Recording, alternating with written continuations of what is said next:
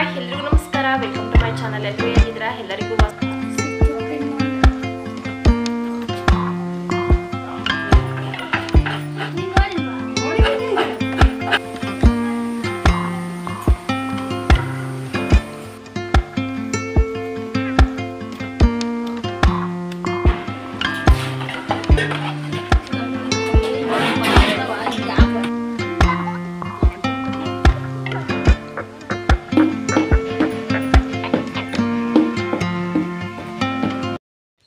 Hi ಎಲ್ಲರಿಗೂ ನಮಸ್ಕಾರ, welcome to my channel. ಎಲ್ಲರೂ ಹೇಗಿದ್ದೀರಾ?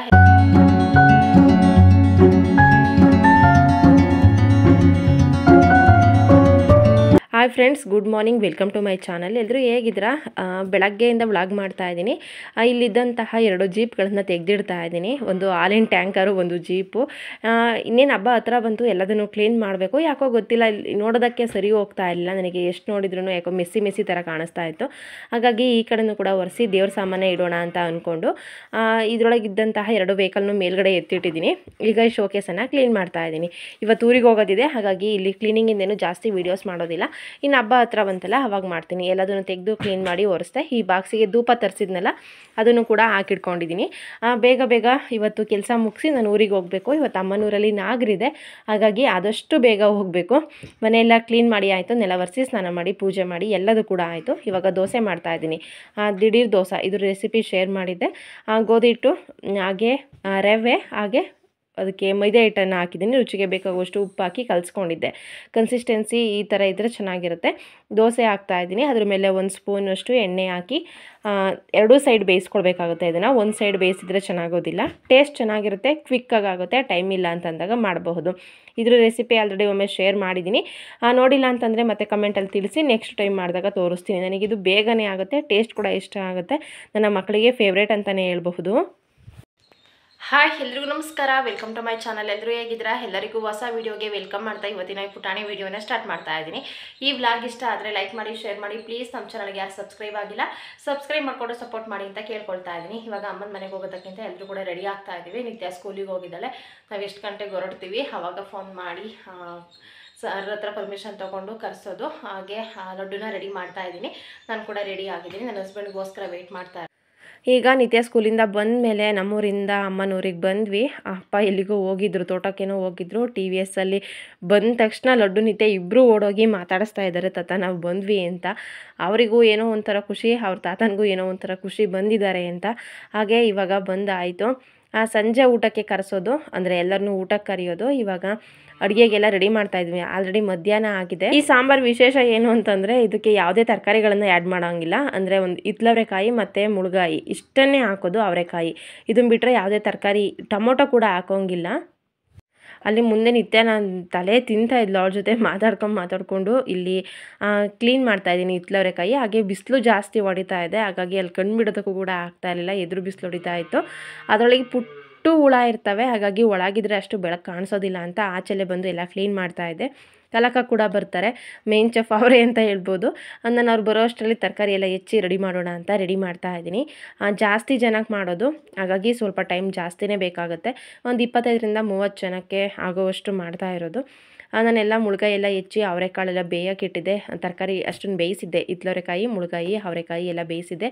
ಅಷ್ಟರಲ್ಲಿ ಕಲಕ ಬಂದರು. ಅವರು ಕೂಡ ಈಗ ಕಾಯೆಲ್ಲ ತುರ್ಕೊಡ್ತಾಯಿದ್ರು. ಜಾಸ್ತಿ ಕಾಯಬೇಕು ಕೋಸಂಬರಿಗೆ, ಕಿಚುಡಿಗೆ, ಸಾಂಬಾರಿಗೆ, ಕಾಯಿ ರಸಕ್ಕೆ, ಸಿಹಿ ಕಾಯಿ ರಸಕ್ಕೆ ಇಷ್ಟಕ್ಕೂ ಕೂಡ ಕಾಯಬೇಕಿತ್ತು. ನಂಗೆ ಅದರಲ್ಲಿ ಯಾಕೋ ಕಾಯಿ ತುರಿಯೋದಕ್ಕಷ್ಟು ಸರಿಯಾಗಿ ಬರಲಿಲ್ಲ.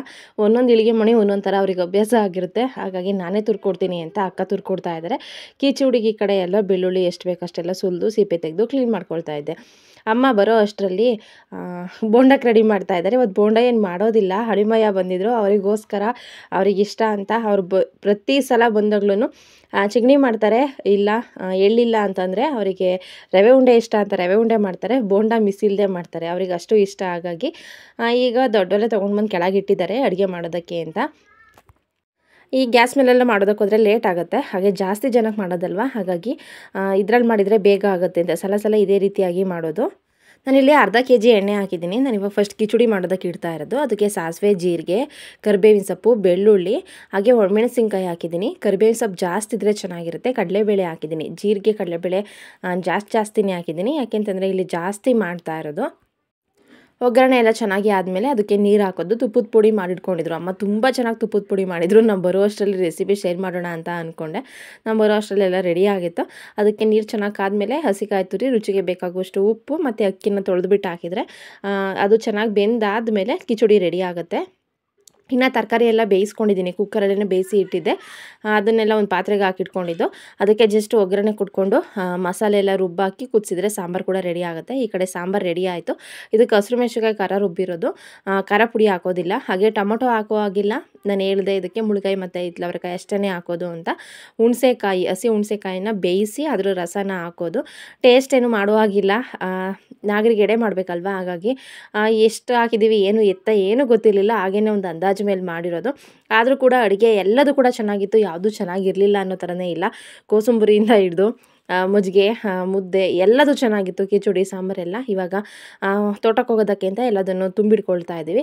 ಎಡೆಗೊಂದು ಬ್ಯಾಗು, ಹಾಗೆ ಅದಕ್ಕೆ ಪೂಜೆಗೆ ಇನ್ನೊಂದು ಬ್ಯಾಗ್, ಎರಡನ್ನೂ ಸಪ್ರೇಟಾಗಿ ತುಂಬಿಟ್ಕೊಂಡು ರೆಡಿ ಆಗಿತ್ತು. ಈ ಕಡೆ ಅಲ್ಲಿ ಹುತ್ತ ಫುಲ್ ಮುಚ್ಕೊಂಡ್ಬಿಟ್ಟಿದೆ, ಅಂದರೆ ಹುಲ್ಲೆಲ್ಲ ಬೆಳ್ಕೊಂಡಿದ್ದೆ ಅದ್ರ ಮೇಲೆ. ಹಾಗಾಗಿ ಅಮ್ಮ ಅಪ್ಪ ಇಬ್ಬರು ಕೂಡ ಕ್ಲೀನ್ ಮಾಡ್ತಾಯಿದ್ರು. ಅಪ್ಪ ಬೆಳಗ್ಗೆನೇ ಬಂದಿದ್ದಿದ್ರೆ ಇಲ್ಲಿ, ಬೇರೆ ತೋಟಕ್ಕೆ ಹೋಗಿದ್ರು, ಇಲ್ಲಿ ಬಂದಿರಲಿಲ್ಲ. ಇಲ್ಲಿಗೆ ಬಂದಿದ್ದಿದ್ರೆ ಎಲ್ಲ ಕ್ಲೀನ್ ಮಾಡಿ ರೆಡಿ ಮಾಡಿ ಬಿಟ್ಟಿರೋರು. ನಮ್ಮ ಜೊತೆನೇ ಬಂದರು. ಇವಾಗ 2 ಬೈಕಲ್ಲಿ ಹೋಗಿದ್ವಿ. ನಮ್ಮಮ್ಮ ಹಾಗೆ ಚಿನ್ನಿ, ನನ್ನ ಹಸ್ಬೆಂಡ್ ಒಂದು ಬೈಕಲ್ಲಿ ಹೋದರು, ಒಂದು ಬ್ಯಾಗ್ ಇಟ್ಕೊಂಡು. ಇನ್ನೊಂದು TVSಲ್ಲಿ ನಾನು, ಅಪ್ಪ ಹಾಗೆ ಲಡ್ಡು 3 ಜನ ಹೋದ್ವಿ. ಗಾಡಿ ಏನೂ ಹುಡ್ಕೊಂಡು ಹೋಗಲಿಲ್ಲ. ಸಲ ಗಾಡಿ ಹುಡ್ಕೊಂಡು ಹೋಗ್ತಾ ಇದ್ವಿ. ಈ ಸಲ 2 ಬೈಕ್ ಇತ್ತಲ್ಲ ಅಂತ. ಇಲ್ಲಿಗೆ ಯಾರನ್ನೂ ಏನು ಊಟಕ್ಕೆ ಕರೆಯೋದಿಲ್ಲ, ಮನೆ ಹತ್ರನೇ ಎಲ್ಲರನ್ನೂ ಕರೆಯೋದು. ಹಾಗಾಗಿ ಇಲ್ಲಿಗೆ ಗಾಡಿ ಏನು ಬೇಡ ಅಂತ ಬೈಕಲ್ಲೇ ಹೋಗಿದ್ವಿ. ಈಗ ಪೂರ್ತಿ ರಾಗಿ ಎಲ್ಲ ಕುಯ್ದಾಗಿ ಬೆಸೆ ಹೊಡೆಸಿ ರೆಡಿ ಮಾಡಿ ಬಿಟ್ಟಿದ್ದಾರೆ. ಬೆಳೆ ಏನು ಕೂಡ ಇಲ್ಲ. ಈಗ ಅವರೆ ಗಿಡ ಹಾಕಿದ್ರು, ಆವಾಗ ಜಾಸ್ತಿ ಮಳೆ ಹಿಡ್ಕೊಂಡಿತ್ತಲ್ಲ, ಹಾಗಾಗಿ ಅವರೆ ಗಿಡನೂ ಕೂಡ ಹೋಯ್ತು. ಅಪ್ಪ ಇತ್ತೀಚೆಗೆ ಹಾಕಿರೋದು ಮಾವಿನ ಮರ ಬೆಳೀತಾ ಇದ್ದಾರೆ. ಮೊಮ್ಮಕ್ಕಳಿಗೋಸ್ಕರ ಬೆಳಿತೀನಿ ನಾನು ಅಂತ ಹಾಕಿದ್ದಾರೆ. ನಾವು ಹೇಳ್ತಾ ಇರ್ತೀವಿ, ಅಷ್ಟೊಂದೆಲ್ಲ ರಿಸ್ಕ್ ಯಾಕೆ ತೊಗೊಳ್ತೀರಾ, ಇವಾಗ ಎಷ್ಟಿದೆ ಸಾಕು ಅಷ್ಟೇ ಅಂತ. ಹಲಸಿನ ಮರನೂ ಇದೆ, ಮಾವಿನ ಮರನೂ ಇದೆ. ಹಾಗಾಗಿ ಯಾಕೆ ಅಷ್ಟೊಂದು ರಿಸ್ಕ್ ತೊಗೊಂಡು ಮಾಡ್ತೀರಾ ಅಂತ. ಇಲ್ಲ, ಅವರಿಗೆ ನಾವು ಮಾಡಲೇಬೇಕು ಅನ್ನೋದು ಅವರಿಗಿದೆ. ಹಾಯ್ ಫ್ರೆಂಡ್ಸ್, ಎಲ್ರಿಗೂ ನಮಸ್ಕಾರ. Welcome to my channel. ಎಲ್ಲರೂ ಹೇಗಿದ್ದೀರಾ? ಬೆಳಗ್ಗೆನೇ ವೆಲ್ಕಮ್ ಮಾಡಿದ್ದೆ. ಇವಾಗ ತೋಟಕ್ಕೆ ಬಂದಿದ್ದೀವಿ. ಅಡುಗೆ ಎಲ್ಲ ಆಯಿತು. ಎಡೆಗೆಲ್ಲ ಏನೇನು ಬೇಕೋ ಎಲ್ಲ ತುಂಬಿಕೊಂಡು ಇವಾಗ ಪೂಜೆ ಮಾಡೋದಕ್ಕಿಂತ ತೋಟಕ್ಕೆ ಬಂದಿದ್ದೀವಿ. 2 ಬೈಕಲ್ಲಿ ಬಂದ್ವಿ. ಸಲ ಗಾಡೀಲಿ ಬರ್ತಾಯಿದ್ವಿ, ಎತ್ತಿನ ಗಾಡೀಲಿ. ಈ ಸಲ ಬೈಕಲ್ಲಿ ಬಂದಿದ್ದೀವಿ. ಇದಕ್ಕೆ ರಾಗಿ ಹಾಕಿದ್ದು, ರಾಗಿ ಎಲ್ಲ ಕುಯ್ಸಿ ಫುಲ್ ಎಲ್ಲ ಕಟವಾಗಿದೆ. ಫುಲ್ ಬೇಸೆ ಹೊಡಿಸಿ ರೆಡಿ ಮಾಡಿ ಬಿಟ್ಟಿದ್ದಾರೆ. ತುಂಬ ನೆನಪುಗಳಿದೆ. ಸಂಜೆ ಗಾಡೀಲಿ ಬರ್ತಾಯಿದ್ವಿ, ಫುಲ್ ಪೂಜೆ ಎಲ್ಲ ಮಾಡಿ ಕತ್ಲೆ ಆಗಿರೋದು. ಬೆಂಕಿ ಹಾಕಿ ಈ ಗಾಡಿ ಮೇಲೆ ಟೊಮಟ ತಿನ್ಕೊಂಡು ಉದ್ದಕ್ಕೂ ಮಾತಾಡ್ಕೊಂಡು ಹೋಗ್ತಾಯಿದ್ವಿ. ತುಂಬ ಚೆನ್ನಾಗಿತ್ತು ಅವತ್ತಿನ ದಿನಗಳು.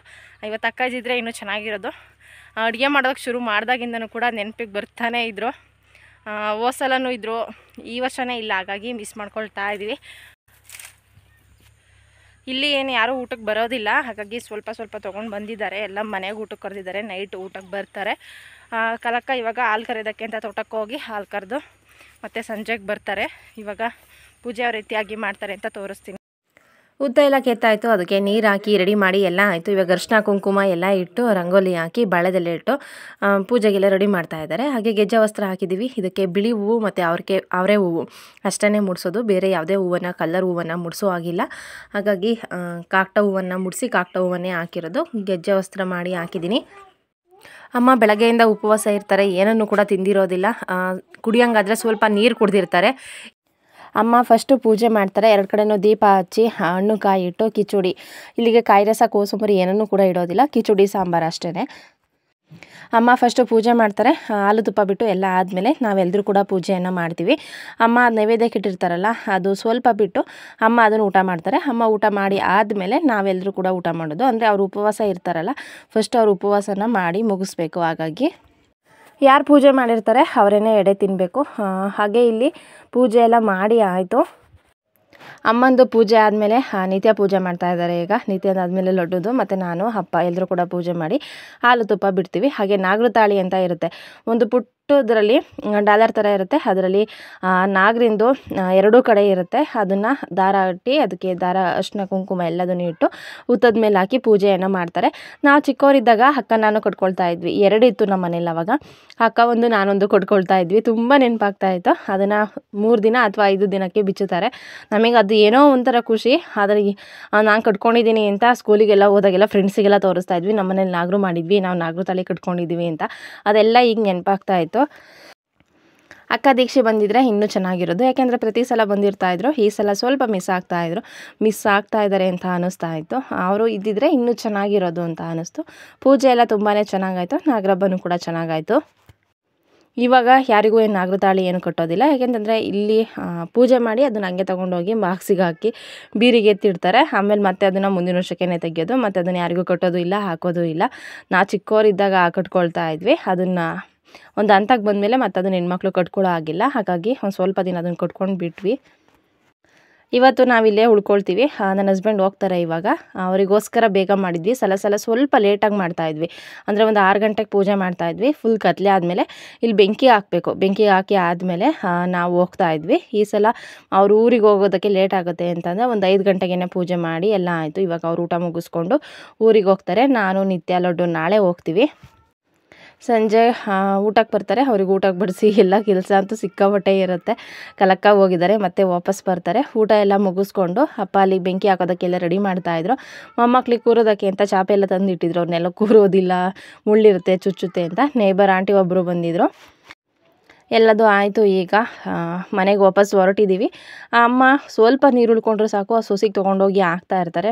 ಮನೇಲಿ ಏನಾದರೂ ಸ್ವಲ್ಪ ಊಟ ತಿಂಡಿ ಉಳ್ಕೊಂಡ್ರೆ ಸಾಕು, ಆ ಕರುಗೆ ತೊಗೊಂಡೋಗಿ ಕೊಡ್ತಾ ಇರ್ತಾರೆ. ಎಷ್ಟು ಕೇರ್ ಮಾಡ್ತಾರೆ ಎಲ್ಲದನ್ನು ಅಂತ ಅನಿಸುತ್ತೆ. ನಾವು ಬರೋ ಅಷ್ಟರಲ್ಲಿ ಎಲ್ಲ ಕಲಕ ಬಂದು ಕೋಸಂಬರಿ ಒಗ್ಗರಣೆ ಮಾಡಿ ಎಲ್ಲ ರೆಡಿ ಮಾಡಿ ಇಟ್ಟು ಮುದ್ದೆ ಮಾಡ್ತಾಯಿದ್ರು. ಅವರು ಬೇಗ ಹಾಲು ಕರ್ಕೊಂಡು ಬಂದಿದ್ರು. ನಾವು ತೋಟಕ್ಕೆ ಹೋಗಿ ಬರೋದೇ ಸ್ವಲ್ಪ ಲೇಟ್ ಆಗಿತ್ತು. ಇಲ್ಲಿ ಒಂದು 20-25 ಆಗುವಷ್ಟು ಮುದ್ದೆ ಮಾಡ್ತಾಯಿದ್ದಾರೆ. ಇಲ್ಲಿ ಅಮ್ಮನೂರಲ್ಲಿ ವಿಡಿಯೋ ಮಾಡ್ತಾಯಿದ್ದೀನಿ, ಎಡಿಟ್ ಮಾಡ್ತಾ ಇರೋದು. ಹಾಗಾಗಿ ಇಲ್ಲಿ ವಾಯ್ಸ್ ತುಂಬ ಕೇಳಿಸ್ತಾ ಇದೆ. ನನಗಿಂತ ಬೇರೆಯವ್ರದ್ದು ವಾಯ್ಸ್ ಕೇಳಿಸ್ತಾ ಇರುತ್ತೆ, ಡಿಸ್ಟರ್ಬೆನ್ಸ್ ಆಗ್ತಾ ಇದೆ ಅಂತ ಅನಿಸುತ್ತೆ. ಅಲ್ಲಾದರೆ ಒಂದೇ ಮನೆ ಇರೋದು, ಅಕ್ಕಪಕ್ಕ ಯಾರೂ ಇಲ್ಲ, ಸೌಂಡ್ ಇರೋದಿಲ್ಲ. ಇಲ್ಲಿ ಆ ಥರ ಆಗೋದಿಲ್ಲ. ಊಟ ರೆಡಿ ಆಯಿತು. ಮುದ್ದೆ, ಅನ್ನ, ಸಾಂಬಾರು, ಮಜ್ಜಿಗೆ, ಉಪ್ಪಿನಕಾಯಿ, ಕೋಸಂಬರಿ. ಇವತ್ತಿನ ವ್ಲಾಗ್ ಇಲ್ಲೇ ಮುಗಿಸ್ತಾ ಇದ್ದೀನಿ. Thank you.